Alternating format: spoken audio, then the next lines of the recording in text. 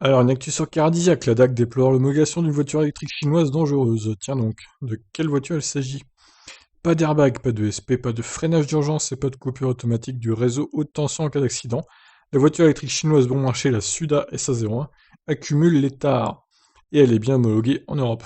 Ah oui, effectivement, je me rappelle de celle-là, c'est celle qui ressemble à la Dacia Logan, première du nom.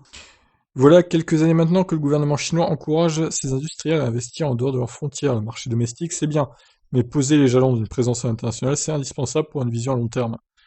Et les constructeurs automobiles n'y échappent pas. Même si pour l'heure les voitures chinoises se font très rares sur nos routes, mis à part Airways ou BYD, il n'y a pas grand-chose. Il existe des offres un peu particulières, comme cette Suda S101, une voiture chinoise qui a fait son entrée en Europe le mois dernier, en Allemagne plus particulièrement, où la DAC s'indigne de voir une voiture aussi dangereuse être vendue.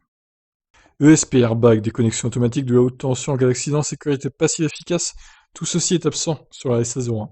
En plus des airbags manquants dans les sièges conducteurs et passagers avant les rétracteurs de ceinture inexistants, ont également eu un impact négatif dans l'accident, précise la DAC.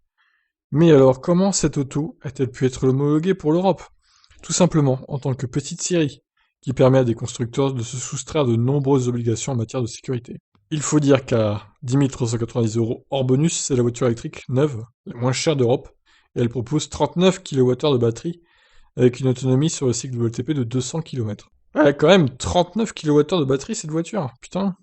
Alors j'ai retrouvé un article sur Frandroid, autour de 10 000 € avec bonus, ouais, donc c'est pas hors bonus, hein, comme ils disent sur Cardisiac, du coup, ils sont bien plantés là. Mais je me disais aussi, c'était un peu bizarre.